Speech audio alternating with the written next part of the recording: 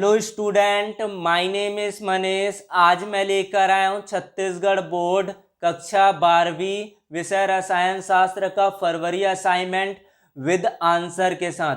अगर आप लोगों को वीडियो अच्छा लगे तो लाइक करें, शेयर करना ना भूलें, ज़्यादा से ज़्यादा लोगों तक पहुँचाने का कष्ट करें। इसका PDF अगर स्टूडेंट डाउनलोड करना चाहते हैं तो इसके लिए maapparmeshwari.blogspot.com पर जाकर इसके PDF को डाउनलोड कर सकते हैं। इसका लिंक मैंने डिस्क्रिप्शन में उपलब्ध किया है।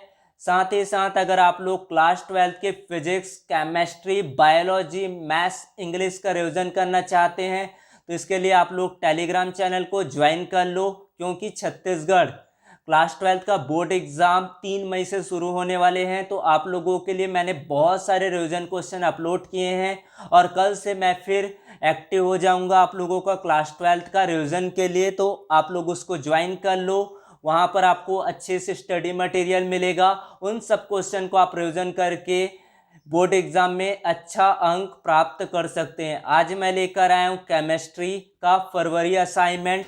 माह फरवरी का असाइनमेंट है। पूरे आंसर को मैं एक्सप्लेन करते हुए आपको समझाने वाला हूं, तो वीडियो को अंत तक जरूर देखें। प्रश्न क्रमांक पहला का अ है, अम्ल एमाइड से प्राथमिक एमीन कैसे प्राप्त किया जाता है? तो जब किसी एसिटा एमाइड को ब्रोमीन एवं कास्टिक पोटास के जली विलयन या एल्कोहलिक विलयन के साथ गर्म करते हैं तो प्राथमिक एमीन प्राप्त होता है। एसिटा एमाइड है, उसको ब्रोमीन और कास्टिक पोटास के जली विलयन के साथ गर्म करते हैं तो प्राथमिक एमीन प्राप्त होता है। C2H5CONH2, ये क्या हुआ? एसिटो एमाइड। Br2 ब्रोमीन और KOH पोटेशियम, कास्टिक पोटास को क्या करते हैं? पोटेशियम हाइड्रोक्साइड यानी कि कास्टिक पोटास को गर्म करते हैं तो क्या प्राप्त होता है? प्राथमिक एमीन प्राप्त होता है। C2H5NH2 प्राथमिक एमीन। उसके बाद ब वाला क्वेश्चन है, सल्फेनिक अम्ल क्या? इसका सूत्र लिखिए। पैरा एमिनोबेंजीन। पैरा एमिनोबेंजीन सल्फोनिक अम्ल को सल्फेनिक अम्ल कहते हैं। पैरा एमिनोबेंजीन, पैरा एमिनोबेंजीन सल्फोनिक अम्ल को क्या कहते हैं? सल्फेनिक अम्ल कहते हैं। इसका सूत्र इस तरह से होता है, जहां पर बेंजीन के ऊपर में क्या होता है? NH2 और नीचे की ओर क्या होता है? SOH3 होता है। उसके बाद प्रश्न क्रमांक 2 है, नेमिंग रिएक्शन दिया गया है, निम्नलिखित अभिक्रियाओं को समीकरण द्वारा स्पष्ट कीजिए, समीकरण द्वारा दर्शाइए। पहला दिया है मेंडियस अभिक्रिया। तो मेंडियस अभिक्रिया क्या होती है? एल्किल साइनाइड का अपचयन सोडियम और एथिल अल्कोहल के द्वारा कराए जाने पर क्या बनता है? प्राथमिक एमीन प्राप्त होता है। यह अभिक्रिया मेंडियस अभिक्रिया कहलाता है। एल्किल साइनाइड का अपचयन कराते किसके साथ? सोडियम और एथिल अल्कोहल द्वारा कराने पर प्राथमिक एमीन प्राप्त होता है। तो यहाँ पर एल्किल साइनाइड क्या होगा? मैथिल नाइट्राइल। तो मैथिल नाइट्राइल का जो सूत्र होता है वो क्या होता है? CH3C triple bond N +4H। इसको अपचयित कराते किसके साथ? सोडियम और अल्कोहल के द्वारा। तो यहाँ से क्या बनेगा? CH3 single bond CH2 single bond NH2 यानी कि C2H5NH2, यानी कि इसको बोलते हैं एथिल एमीन। तो एथिल एमीन क्या होता है? प्राथमिक एमीन कहलाता है। उसके बाद हाफमैन मस्टर्ड ऑयल अभिक्रिया। हाफमैन मस्टर्ड ऑयल अभिक्रिया क्या होता है? तो प्राथमिक एमीन को कार्बन डाइसल्फाइड और म्यूक्रिक क्लोराइड के साथ हल्का गर्म करने पर एल्किल थायोसाइनाइड बनता है, जिनकी गंध कैसी होती? सरसों की तेल जैसी होती है। प्राथमिक एमीन को कार्बन डाइसल्फाइड और म्यूक्रिक क्लोराइड के साथ हल्का गर्म करने पर एल्किल आइसोथायोसाइनाइड बनता है। RNH2 जहां पर प्राथमिक एमीन है, इसको क्या कराते हैं? हल्का गर्म करते हैं कार्बन डाइसल्फाइड और म्यूक्रिक क्लोराइड के साथ। तो यहां से क्या बनता है? एल्किल आइसोथायोसाइनाइड बनता है। एल्किल आइसोथायोसाइनाइड यानी कि मस्टर्ड ऑयल बनता है, जिसकी गंध होती है वो सरसों की गंध जैसी होती है, सरसों की जो तेल होती है उसके जैसे होती है। उसके बाद अगला प्रश्न है, निम्नलिखित को समझाइए। केवल प्राथमिक एमीन ही कार्बिल एमीन अभिक्रिया देते हैं, क्यों? केवल प्राथमिक एमीन ही कार्बिल एमीन अभिक्रिया देता है, क्यों?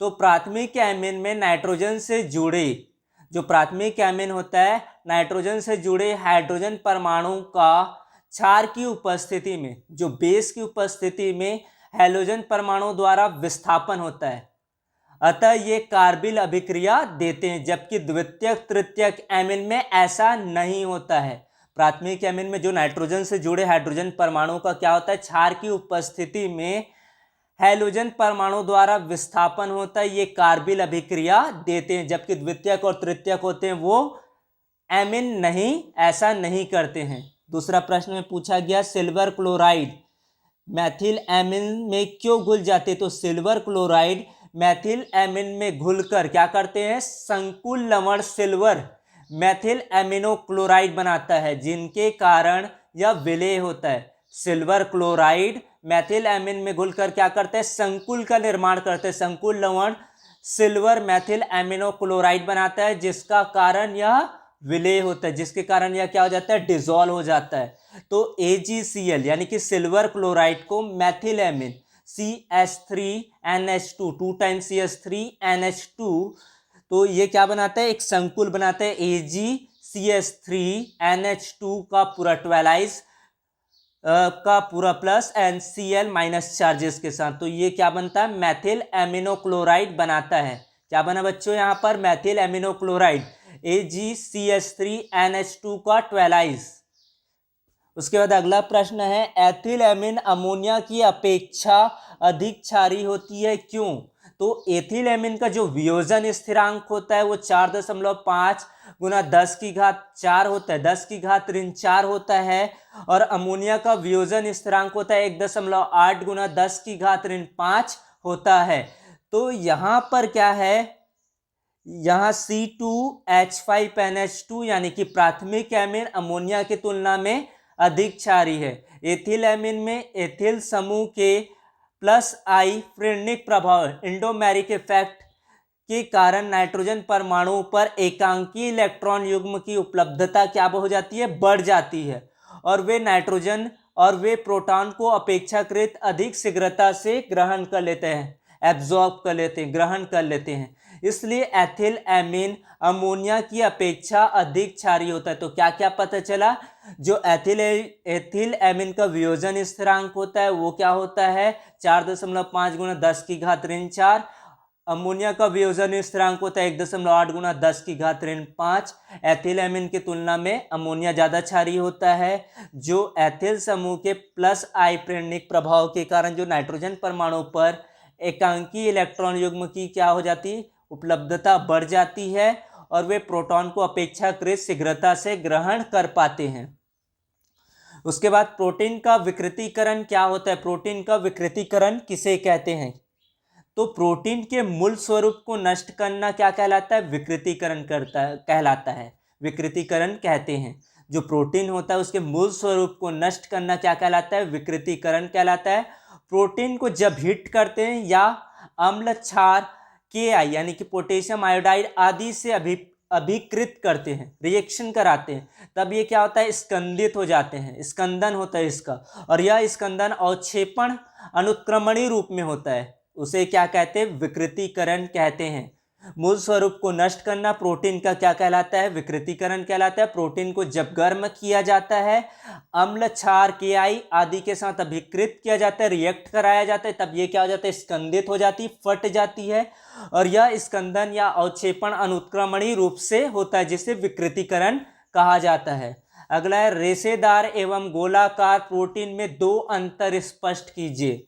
रेशेदार और गोलिकाकार प्रोटीन में क्या अंतर है? तो रेशेदार प्रोटीन क्या होता है बच्चों, इनके अणुओं की जो संरचना होती है रेशे की आकार की होती है, इसलिए इसे रेशेदार प्रोटीन कहते हैं।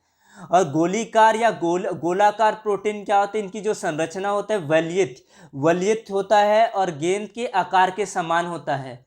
जो इनकी संरचना होता है कुंडलित होती है, कुंडलित और सिट सदृश्य होता है, जबकि इनका आकार त्रिविमी आकार होता है, 3 डायमेंशनल होता है। तो रेशेदार प्रोटीन में इसकी रेशे के समान इसकी आकृति होती है, इसकी संरचना बॉल के समान स्ट्रक्चर होती है। और रेशेदार प्रोटीन क्या होता है, या कुंडलित या सिट सदृश होता है। और गोलीकार प्रोटीन क्या होता है, इनकी त्रिविम आकृति होती है। अगला प्रश्न है, डीएनए और आरएनए के प्रमुख संरचनात्मक एवं क्रियात्मक अंतर लिखिए। तो यह द्विकुंडलित संरचना में पाया जाता है, डबल द्विकुंडलित संरचना पाया जाता है इसमें। और यह क्या होता है, एकल श्रृंखला होता है। आरएनए क्या होता है, एकल श्रृंखला। और डीएनए क्या होता है, डबल कुंडलित संरचना होती है। डीएनए में डीऑक्सी राइबोस शर्करा पाई जाती है, इसमें राइबोस शर्करा पाई जाती है।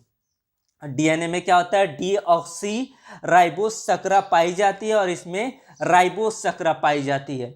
इसमें एडेनिन, ग्वानिन, थाइमिन, साइटोसिन, नाइट्रोजनी क्षारक पाए जाते हैं, जबकि इसमें क्या होता है, एडेनिन, ग्वानिन, साइटोसिन, यूरेसिल क्षारक पाए जाते हैं। ये आनुवंशिक सूचनाओं के वाहक का कार्य करते हैं। ये आनुवंशिक सूचनाओं का क्या करता है, वाहक होते हैं। जबकि ये प्रोटीन संश्लेषण में क्या करता है, पार्टिसिपेट करता है, भाग लेता है। अगर आप लोगों को वीडियो अच्छा लगे तो लाइक करना ना भूले। Thank you.